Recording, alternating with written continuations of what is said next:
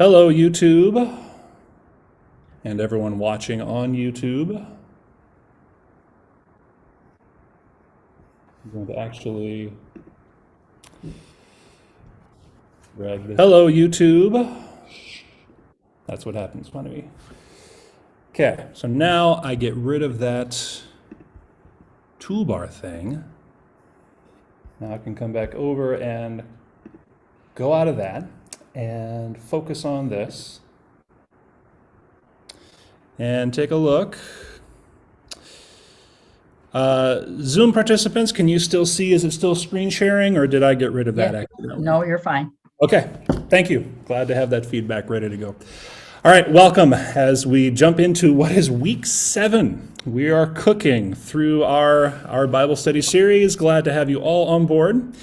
As always, I'm going to begin with a review video that kind of covers what we talked about last week.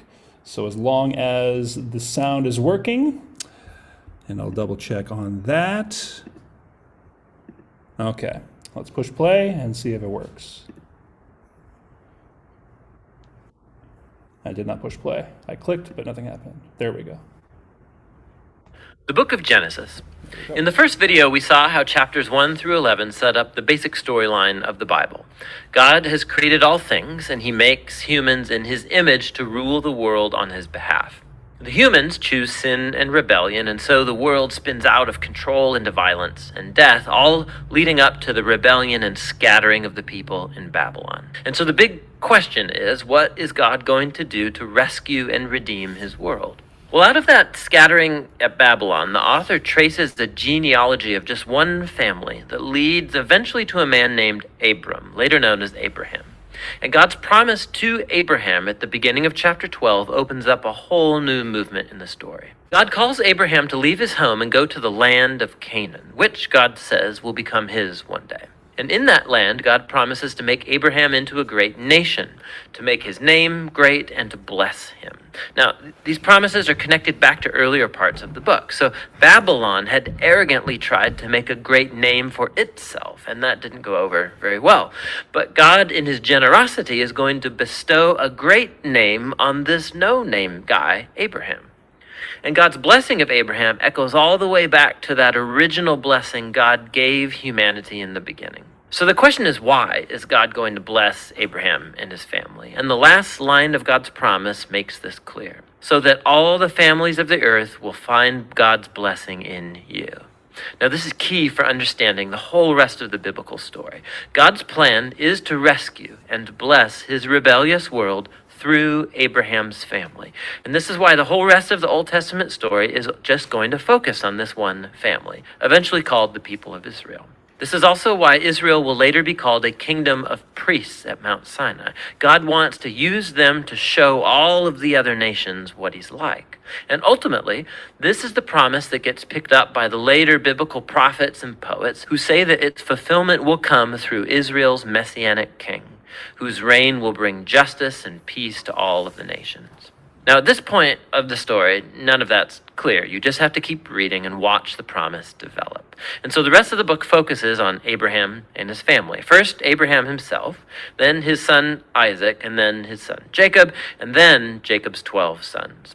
And the stories about each generation, they're united by two main themes. So first, each generation of Abraham's family is marked by repeated failure. They just keep making really bad decisions that mess up their lives and that put God's promise in jeopardy. However, God remains faithful to them. He keeps rescuing them from themselves and reaffirming his commitment to bless them and bless the nations through them despite their failings. So the Abraham stories. God had promised Abraham a huge family, but on 2 different occasions, he's afraid for his life because other men are attracted to his wife, and so he denies that he's even married to her, which creates, of course, all of these problems. And not only that, Abraham and his wife Sarah, they can't have children, and so Sarah arranges for Abraham to sleep with one of their servant girls, which also creates all of these problems in the family. But each time, God bails Abraham out. And in chapters 15 and 17, God even formalizes his promise to Abraham with an official commitment called a covenant.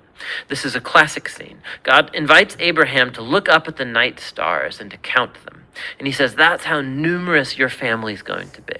And despite all of the odds, having no kids and no way to have any at the moment, Abraham looks up in the sky and simply trusts God's promise. And God responds by entering into a covenant with Abraham, promising that he will become a father of many nations, that God's blessing may come to the whole world. God asks Abraham to mark his family with a sign of the covenant, circumcision of all the male boys in the family. This is a symbol to remind them that the fruitfulness of their family is a gift from God. And so Abraham has lots of kids eventually, and he dies at a good old age. Now, the Jacob stories play out these themes even more dramatically. From birth, Jacob lives up to the meaning of his name, which is deceiver. He cheats his brother Esau out of his inheritance and blessing, and he does it by deceiving his old blind father, no less, and then he just takes off. He goes on to take 4 wives, even though he really only loves one, Rachel, and this creates all of these rivalries in the family. The only thing that humbles Jacob is being deceived by his uncle Laban, who cheats him out of years of his life. The tables have finally turned. And so it's a humbled Jacob that returns to his homeland. And in a very strange story, Jacob ends up wrestling with God as he demands that God bless him. Some things never really change, do they? However, God honors his determination, and he passes Abraham's blessing on to him. And he renames Jacob as Israel, which means wrestles with God. Now, it's this last part of the book, the story of Jacob's sons, where all the themes come to a head.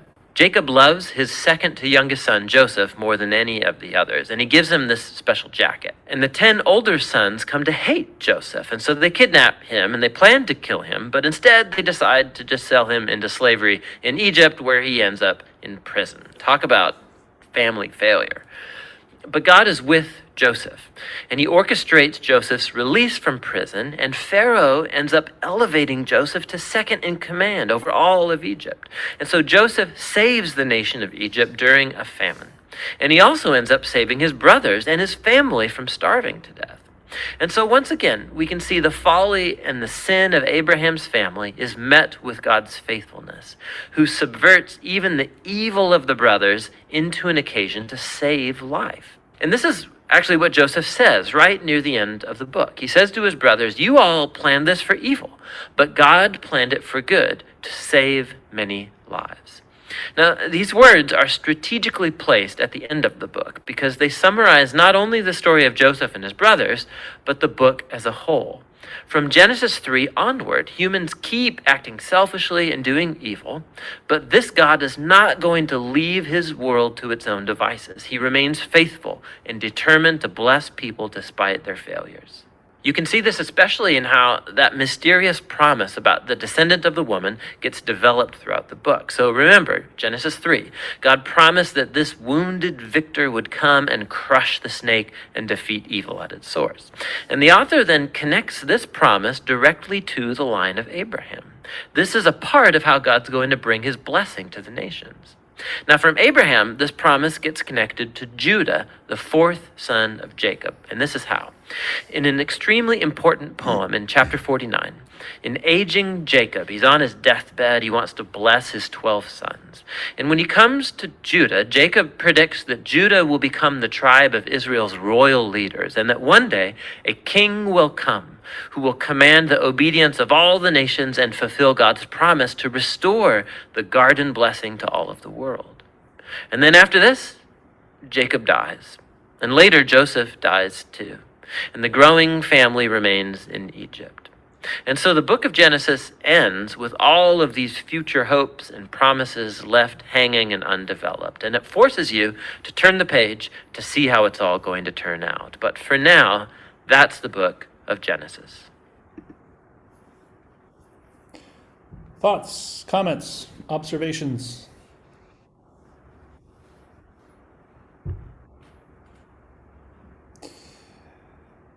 It took us 6 weeks to get through Genesis, with a few weeks lead up and then I think 3 weeks actually in the book of Genesis. It's so loaded, and I like how it can be really a self-contained work. Well, obviously, it's a whole book in and of itself. You have the theme at the beginning of God being the one who is the author of what is good and what is not good, and then how humanity takes that role for themselves and just messes it up.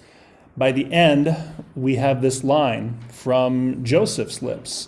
You intended this for evil, but God rescued your intentions. God planned it for good. As a kind of recapitulation of that whole idea. And it leaves us with a bit of a cliffhanger, pointing to the future. The best candidate in Genesis for that one who would come to crush the head of the serpent, it really is Joseph. So many times Joseph in his story with his older brothers and how he gets sold into slavery in Egypt, he has so many occasions where he could have taken for himself what he wanted, whether that be Potiphar's wife, or whether that be his brothers when they come to Egypt looking for food and Joseph finds himself second in command. He could have done anything he wanted to, but he remains faithful in the midst of all of that. So, but we're left with the understanding that not yet. There's someone else who is coming, who is going to check off all of those boxes. Any questions, thoughts, comments? Then we will get rid of that and go over to our other content for tonight. So now we're in our book. There we go. And I'm going to get rid of that floating meeting controls. Push play. Move this out of the way. And go maximized. Okay. So if you're ready, we're on page 90 in our Crossways book. We have here, arguably, the most significant event in all of the Old Testament. Arguably the most important story moment in the whole Old Testament. So, we were talking about the Exodus event. So as we go through, let me bring our illustrations up to speed here. Okay. This is an illustration summary of the events of the Exodus. It will come up all over the place as we go forward. So, just a little heads up. Go ahead and log this one away in your mind, in your memory. Be familiar with this. The images will come up again, along with the pattern that is established here that will come up again on many different occasions. And you will see what I mean as we go forward. So, taking a look on page 91. In the closing chapters of Genesis, Jacob and his descendants are happily settled in Egypt, with Joseph as the second in command and having set up a repository of food in the midst of the famine. They're invited to Egypt by the Pharaoh himself. But they are not as yet a great nation. Although God has promised them possession of the land of Canaan, they own only a field within which is a burial cave. And that's one of the last things we looked at last week. So in the opening chapters of Exodus, the curtain goes up on a scene several hundred years later than those outlined in the closing chapters of Genesis, a scene that anticipates this event. In Egypt, there came to power a Pharaoh who did not know Joseph, who forgot Joseph's services to the nation. So, if you would, let's break this down into bite-sized pieces. If you want to look in your book, you can, but if you'd like to kind of explore what these images are all about, I'd love to do that too. So the first one we illuminate here is this yellow section here. What do you make of what that image is trying to say? God's worshiping gold.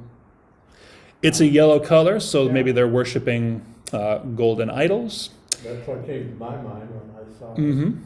I can see that. What is around the outside? What's around the perimeter? They're chains. They're enslaving them. They're Yes. putting them. The message being what? Who's in chains? Israelites. People of Israel. The Israelites are enslaved in where? What is this part of the map? Egypt. We have the Nile Delta being played out here underneath with the land of Goshen in there somewhere. So that's what we start off with. The Exodus event opens and the people of Israel are not free. They are slaves in Egypt. We add in the two main characters. We have this symbol, which if you recall, is the symbol for God. God is the main character who is acting in the Exodus event. And one of those arrows from God is pointed at this character over here. What does that represent? Idol? More than that, a very specific person that God is doing battle with. Pharaoh. The Pharaoh of Egypt. And Arlen, your comment that this was an idol, that would also technically work because the Pharaoh was believed, promoted himself as being a divine being himself. He was worshipped as the son of the gods in Egypt. And so when you have this other god that is coming into Egypt, the God of Israel, who is this God? Certainly the Pharaoh of Egypt would have taken offense, taken it personally. You mean the God of this slave people is telling me what to do? I don't think so. Down here at the bottom, we have these symbols for the staff of Moses and the serpent, other events that'll play out as we go forward. As the story of Exodus continues, we have the major event, the 10 plagues of Egypt, and God freeing the people out of slavery. We have this red arrow coming through the chains of Egypt, through the waters of the Red Sea. You see the little waves coming out here on both sides of this arrow? And God brings them out of slavery down into the wilderness. So far, so good. Pretty familiar with this story, at least most people are. Until we get to this black triangle. What do we think that black triangle represents? It's a landmark. Very significant landmark.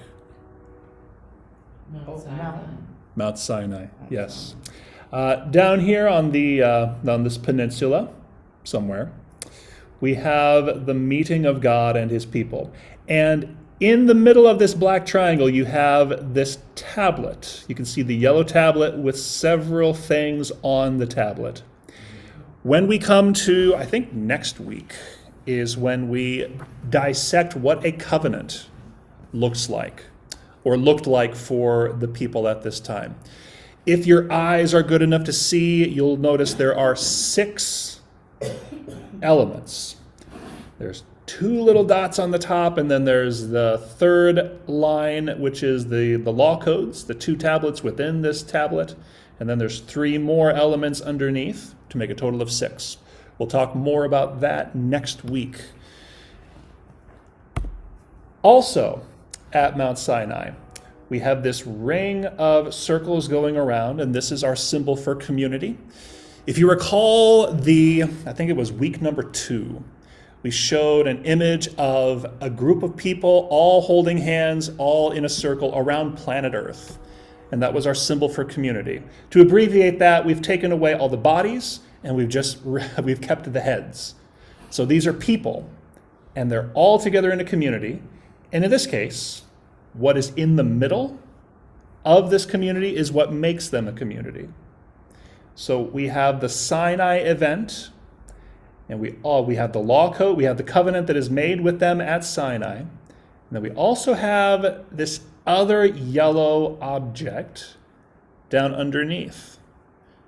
Any guesses as you take a look at that? What is that yellow? The ark, It's a part of it. the ark Yep. in there. Where was the ark kept? Tabernacle.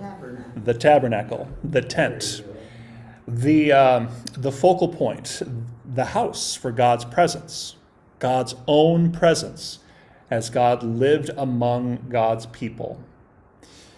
Very important, very significant events that happened during the year that they spent at Mount Sinai. After that, there are 39 more of those years that they experience as they do a loop-de-loop through the wilderness until finally they arrive up here at the Promised Land. They have another water crossing event. You can see the waves rippling out from either side as they cross the Jordan River. And once they enter the Promised Land, they go about the conquest of the Promised Land. And I think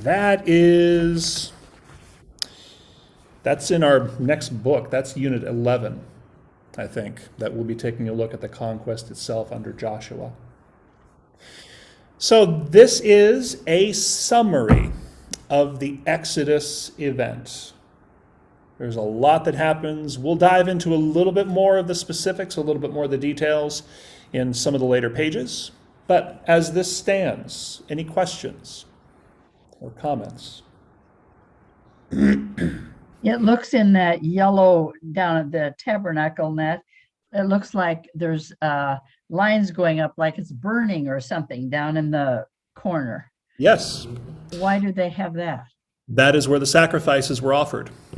Oh, so they were burning. Yep, they were offering up their sacrifices on the altar in front of the tabernacle. So that is exactly what that is supposed to be. Okay. Yep. Good question, good comment. You can see the flow of this event where the people started off in slavery. God frees them through the waters, leads them into becoming a people, makes a covenant with them, and then leads them on to the Promised Land. That sequence of events will come up again. And you'll see the same symbols used, the same directions, the same arrows, and the same flow. So just giving you a heads up. That's what is coming up. Okay, next page. So I got a question. Yes. So God promised Abraham to be that he would be the father of great nations. Yep. Did he ever promise him that he would see the promised or be in the promised land? He did not. To you and your descendants, if my memory serves. That's what the line is. To you and your descendants I give this land. But as far as Abraham himself, no, Abraham never really got to that point where he was in possession of the promised land. Thank you for the question. Anything else? All right. Then, on page 92, we kind of drop an anchor, if you will, from this story into the broader context. What is this story? What can we learn from it? What are some of the messages that this story is sending? Those are important too. In the Exodus, God delivered the Israelites from slavery in Egypt. The memory of this pivotal event played a central role in Israel's worship life. So this illustration depicts the questions that the ancient Israelites asked in relation to what preceded and what followed the Exodus. So some of those questions, as they looked backwards, we'll just kind of blank everything out. The first question, why are we, God's people, in slavery? And the answer to that, well, a Pharaoh arose who forgot about Joseph. That's where we left things. Things were good, but time does flow like a river. And eventually the Pharaoh of Egypt was not amenable to this people who were continuing to be fruitful and multiply, just like God commanded them originally in Genesis chapter 1. But the Pharaoh didn't like that. In fact, that threatened the Pharaoh of Egypt. And one of the biggest ways that this Pharaoh of Egypt is shown to be the most wicked, the most evil character we've met so far, is he was a direct opponent of that blessing, where God commanded the people to be fruitful and multiply, and the Pharaoh said, "Not on my watch." So he is set up as a direct opponent to God's blessings in that way. Question 2, why are we living in Egypt? Well, looking back, we settled there during the time of Joseph and Jacob. Just some anchors being dropped. What are our origins? Where do we come from? We are descendants of Abraham, the first of a chosen people. Question 4, why are we God's chosen people? Why indeed? That question, and the video pointed a big arrow towards that idea, but the idea that God had a purpose for them, a calling for them. Through them, God would rescue the whole world. That is a question that they kept forgetting about. They forgot about the purpose for which God had called them. They liked being a great nation. They liked the blessing that came along with that, being in the promised land, but they forgot what comes next. And so the answer here, we were not chosen for privilege, but for mission. God chose us in grace to be a living reflection of his original plan for humanity, as described in the first 11 chapters of Genesis. Finally, is God in any way to blame for the present moral confusion and chaos? And if you remember Genesis 1 through 11, certainly not. God made all things good, and humanity was responsible for the spiral downwards. So that's kind of the looking backwards, what Genesis establishes for the curtain going up on Exodus. And now the bottom part, looking forward. What does this mean for us as a people who have entered into a covenant with God? What lifestyle are we to pursue as we carry out God's mission? Well, the law codes revealed in Exodus, Leviticus, Numbers, and Deuteronomy give us guidelines for copying God's own behavior patterns in our life together. And it needs to be said that the Torah, specifically, those books that were mentioned here, were given to a specific people at a specific time in a specific place. And for us, 3,000 years later on the other side of the world, we try oftentimes to adopt those directly into our context. Some of them work very well, but not all of them do. And so if you were to ask a Jewish rabbi today, you know, who were the Ten Commandments given to? He would say to the people of Israel. And from there, they continued to develop through the years until Jesus took all of those, all 613 of those law codes that we have in the Torah, and boiled them all down into one commandment. When Jesus said, "A new commandment I give you, love one another as I have loved you," as Jesus showed us how. Along with that is when the teacher of the law came to Jesus and asked, which is the greatest commandment? Jesus said, love the Lord your God and love your neighbor as yourself. On these, all of the law and the prophets are hung. So Jesus was a part of that effort to simplify all of these law codes down into a more accessible and more translatable set of laws. Now, don't the Jewish people believe that at all? There are different kinds. There are very Orthodox Jews, very traditional ones. There are less so. There are more progressive, liberal, less conservative Jews, just like any other group of people, any other religion. Like the Some Jews do, for some don't. Jesus? Yeah, like the Jews Right. for Jesus and that. Exactly. Mhm. All right, I just wanted to stop and put my finger on that briefly. Next, what purpose is our lifestyle to play among the nations? It is to serve as a magnet to attract others into the community of Israel, to lift them up as the people of God and draw the rest of the world back into relationship. Where is our final dwelling place to be? Up here, in the land of Canaan. That's where we're going. To whom are we to ascribe ownership of the promised land? It is God's land. We are merely to look on ourselves as tenants in God's land. God has loaned it to us for a purpose. How long can we expect to remain in the land, to have tenure within its borders? That is contingent upon how they adhere to that covenant arrangement, how seriously we take the stipulations of the Sinai covenant.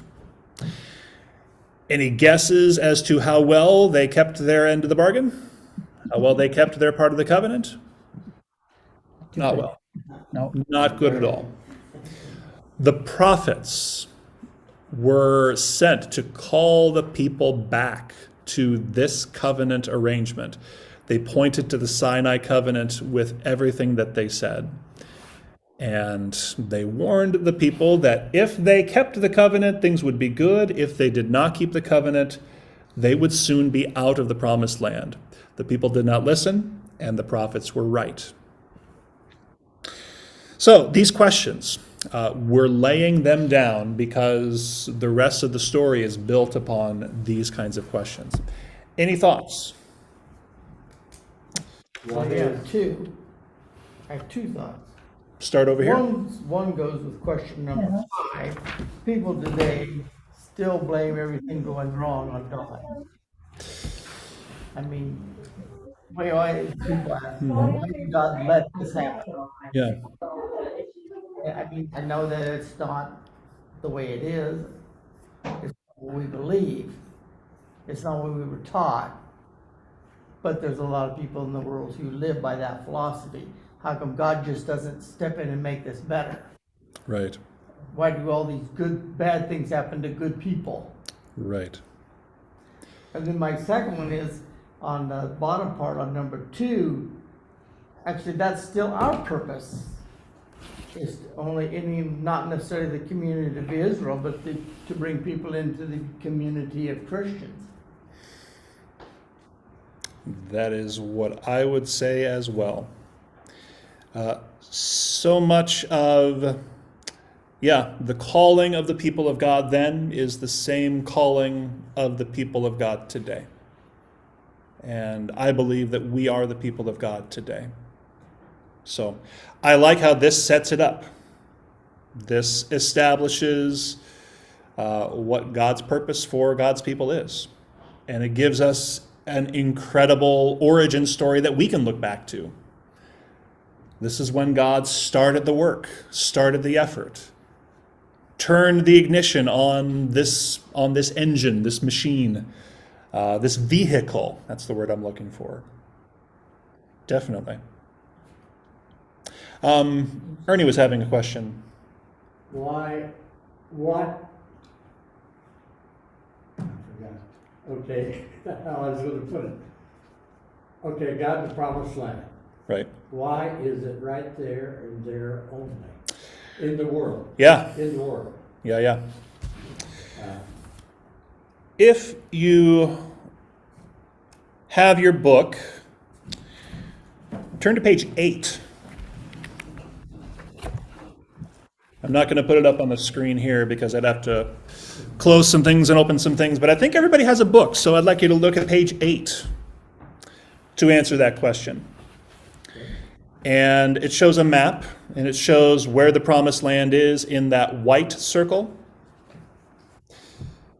The Promised Land was effectively a land bridge between the breadbasket of Egypt, where the fertile land provided so much resources for the entire world, and the rest of the world who were hungry and needed what Egypt had to offer. So the trade routes would go through that stretch, that land bridge. Much easier than trying to go on the Mediterranean Sea, and much easier than trying to cross the desert. So, if God wanted something to go viral in this day and age, the best way to do that is to set up about 2-3 week journey through that stretch of land so that any traders would, and that was their currency. They would exchange stories along the way that they could take back with them to where they came from. People loved news of the outside world in this day and age. And the idea is that when God's plan was fully in place, it was under King David. We had all the people worshiping one God in one place. Everybody had to go to Jerusalem to worship. David got rid of all the local shrines, all the local places that they could go. But effectively, that gave all the people the same story to tell. It consolidated everything into one unified message to the entire world.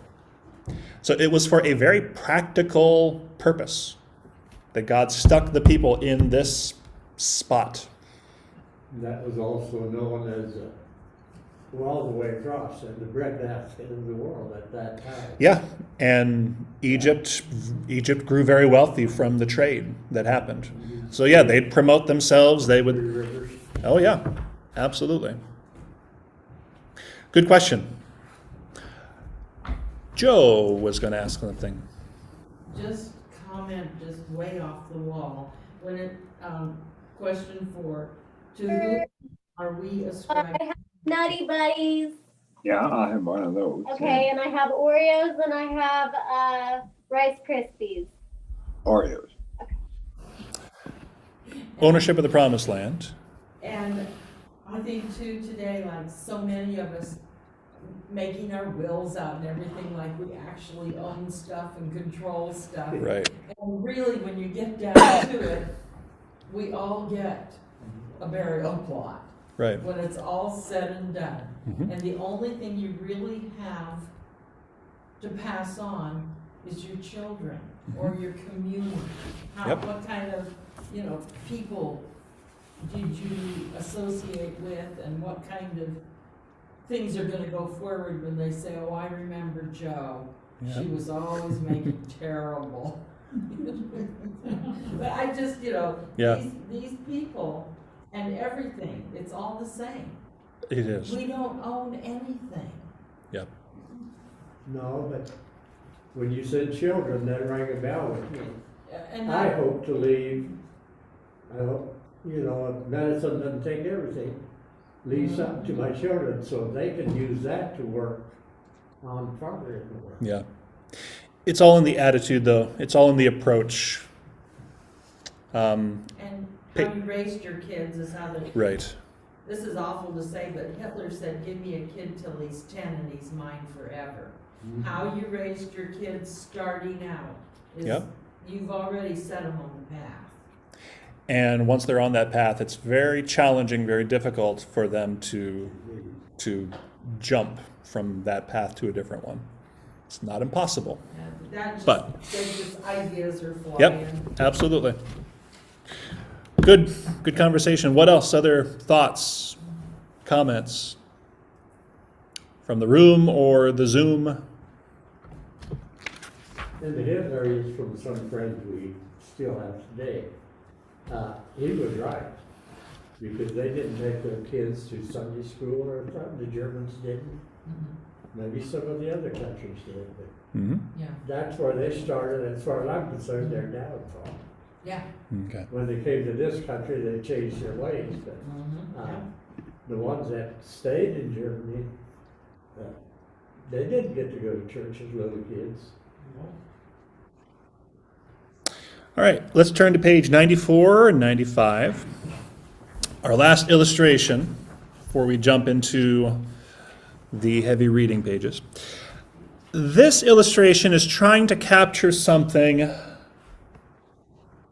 a mentality that the people of Israel kept. So the question on the top of page 95, how many actually participated in the Exodus from Egypt?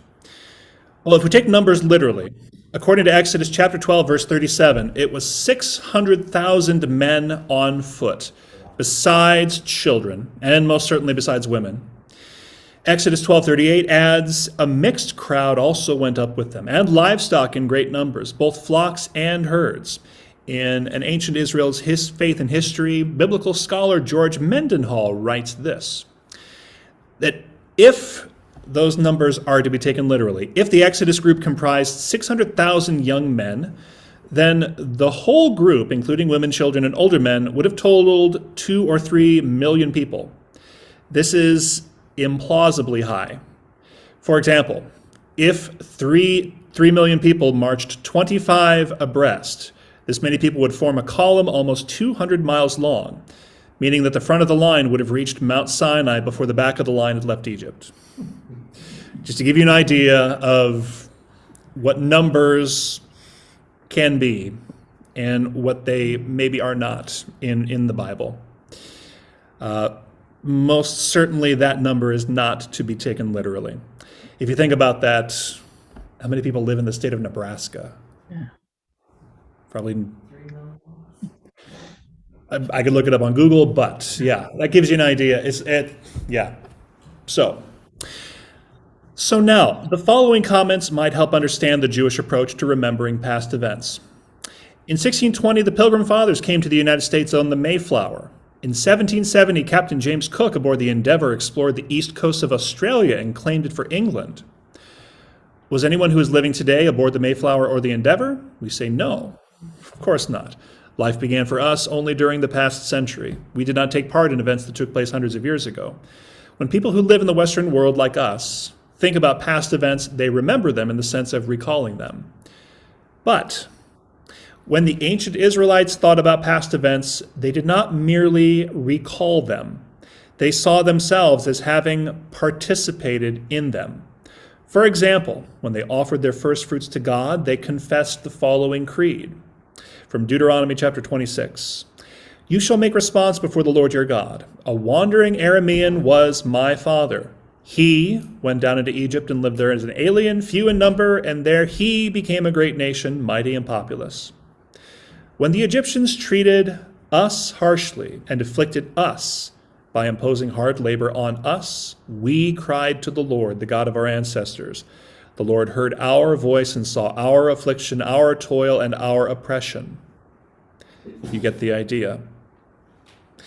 The pronoun changes. The words underlined above emphasize the change that takes place in the creed from third person to first person. The he becomes we, us, and our. The passage illustrates vividly how the ancient Israelites saw themselves as having been there, as having participated in past events.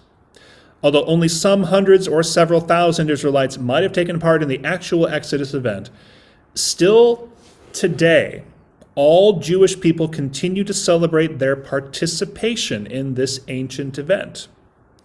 People who celebrate the Passover meal together, still today, they identify that strongly with this story. They were there. So this illustration makes use of an hourglass to depict how the ancient Israelites understood themselves as being membered to past events. They saw the sands of past events flow around their present history. Throughout their history, the Jewish people have celebrated their belief that they are God's chosen people, that God rescued them from Egypt in the Exodus event. God made a covenant with them at Mount Sinai. God gave them the Torah, Genesis, Exodus, Leviticus, Numbers, and Deuteronomy, at Mount Sinai. Again, we're just laying down some of the important things to remember as we go forward and we're building this world together. Questions or comments or thoughts about this illustration.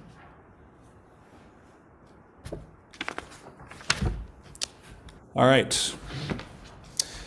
So we have 10 minutes to cover 1, 2, 3, 4 pages. I know I read fast. Do your best to hang on as we go forward. A little bit of background. Some of the socio-cultural details of the world around it. The beginnings of the Egyptian government go back to the 4th millennium BC. By the time the children of Israel first settled in Egypt, the Great Sphinx, located near today's Cairo, was already ancient. Early in Egypt's history, the two parts of the land, the Upper Egypt and Lower Egypt, were united. The terms upper and lower have to do with the height above sea level, not with north and south. Egypt called itself the land of the two kingdoms. One pharaoh ruled both parts, except in times of weakness and division. Now, during the 21st through the 18th centuries BC, Egyptian power waned, owing to internal strife and invasions from the region of Mesopotamia. So up in the Babylonian Four Rivers area, invasions from that spot. Waves of foreign invaders settled within Egypt's borders, first in the Delta region and later in the rest of the land. These invaders were known as the Hyksos, or foreign chieftains. And the pharaohs of the 15th and 16th dynasties came from the Hyksos. They set up their capital at Avaris in the Delta region, and from there ruled not only Egypt, but also much of Israel and Syria. During the period that the Hyksos ruled, the legitimate Egyptian rulers moved south to Thebes in Upper Egypt. Some historians suggest that the Israelites settled in Egypt while the Hyksos pharaohs ruled the land. Joseph's rise to power and the favored treatment given to the members of Jacob's family are more understandable if this was so. The Israelite eventual fall from favor is also more understandable if their initial good fortune was in any way connected with the presence of the Hyksos. As time went by, members of the traditional Egyptian nobility at Thebes drove out the Hyksos and regained control of the land. Ramesses II eventually moved the capital back to Avaris and renamed it Ramses. He also set in motion an intensive building program. Egyptian texts report that state slaves worked on these projects. Exodus 1:11 says that the Israelites were involved in building projects at Pithom and Ramesses. Exodus also says that Moses had frequent interviews with the Pharaoh, which suggests that in Moses' time, the capital was in the Delta region where the Israelites lived. A lot of periphery, stuff from the edges, from the outside of our Bible story, but if you can grab onto it, if you find it interesting, it's awesome to have this kind of corroborative history that can corroborate and can anchor the Exodus story in history. So again, not a lot of stuff that you have to remember, but if it interests you, there you go. So, helpless Israel. The opening chapter of Exodus gives the impression that God has forgotten his people and his plan. After all, the descendants of Abraham, the chosen people, are now in a strange land, far from the promised land. Their situation is a sad one. A Pharaoh who did not know about Joseph now rules Egypt. He notes the rapid growth in numbers of Abraham's descendants, is alarmed, and takes action. He enslaves them and demands the cooperation of Hebrew midwives in a program of genocide. When the midwives ignore his instruction, he takes more drastic steps to deal with the Hebrew threat. He gives orders that all newly born Israelite boys be thrown into the Nile. Where is God in all of this? God is still around, and he is preparing for his finest hour in the history of the Israelites. God is about to lead his people into the land promised to the patriarchs. There is something remarkable in the way God accomplishes his plans for Israel. God does not call down the mighty armies of Egypt's northern neighbors. He raises up one man, Moses. He equips him with divine courage and sends him forth to do battle with the most powerful ruler in the world at that time. God made the ancient promises. God carries them out. God and God alone delivers Israel. To God alone be the glory. So that's a theme. That's a pattern. God choosing one person out of the multitude and lifting that person up and commissioning that person to be the rescue vehicle God did that with Abraham. God did that with Moses. It's a pattern. Question so far. Moses, God's instrument. Exodus 2 through 4 tells of Moses' birth and upbringing, his flight from Egypt, and his call by God to be the instrument to deliver Israel from slavery.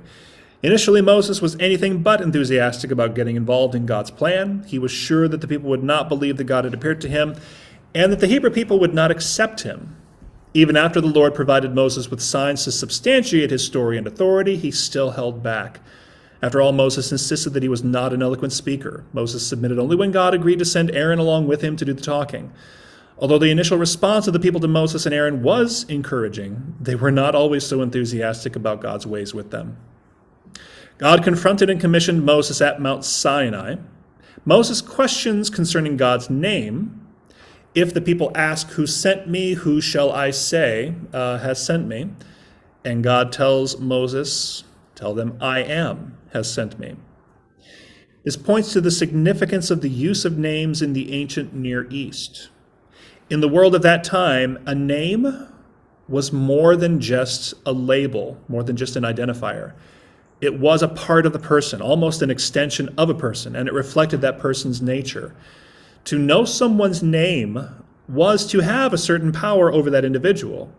Possibly Moses' curiosity was born of his desire to have some kind of security in his role as God's emissary. I found that interesting. Some translate the divine name which God revealed to Moses as he causes to be what exists. Others translate it as he will be, he is present, or I am who I am.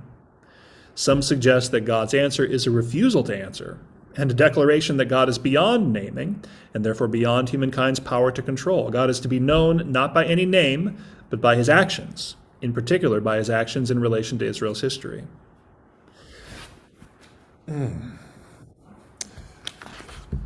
All right. So was Horeb just another name for Mount Sinai by another group of people, or? Yes. Okay. Yep. Horeb is the same mountain. It's a different name for the same place. And I think there is, it comes from another source material, a different tradition that gets combined into what we have in the Bible, if I'm right. There's something to that somewhere. But yes, later on, there's a story of Elijah, the prophet, who has just finished doing battle with the prophets of Baal, where they were up on the high place and there was that contest. Elijah set up one altar, the prophets of Baal set up another altar, and let's see whose God answers with fire. After that, after Elijah won, and after Jezebel was out to get him, Elijah fled and went to Mount Horeb. Well, it's this mountain. It's the same place. And at Mount Horeb, Elijah finds God there. So this is a pretty big hotspot for God's presence as the story continues to come back over and over again. I think if you will indulge me, I'm going to leave pages 96 and 97 to you, because my voice is starting to wear thin, so I hope you will forgive me. But we're also coming up on 7:59. Any thoughts? Questions? What nation is Mount Sinai located right now?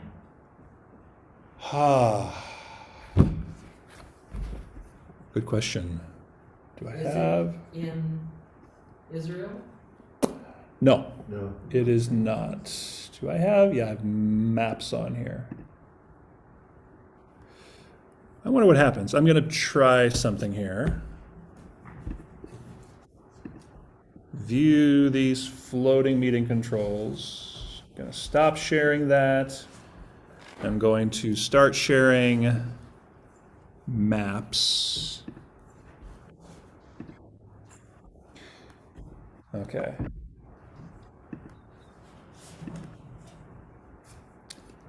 Okay, where's my maps? What happens if I type in? Oops. Okay, I'm gonna pull this over here.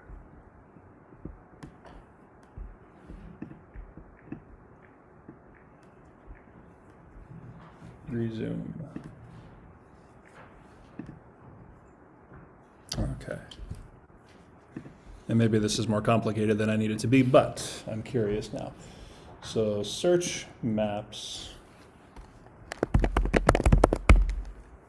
Mount Sinai. Egypt? What does it give us?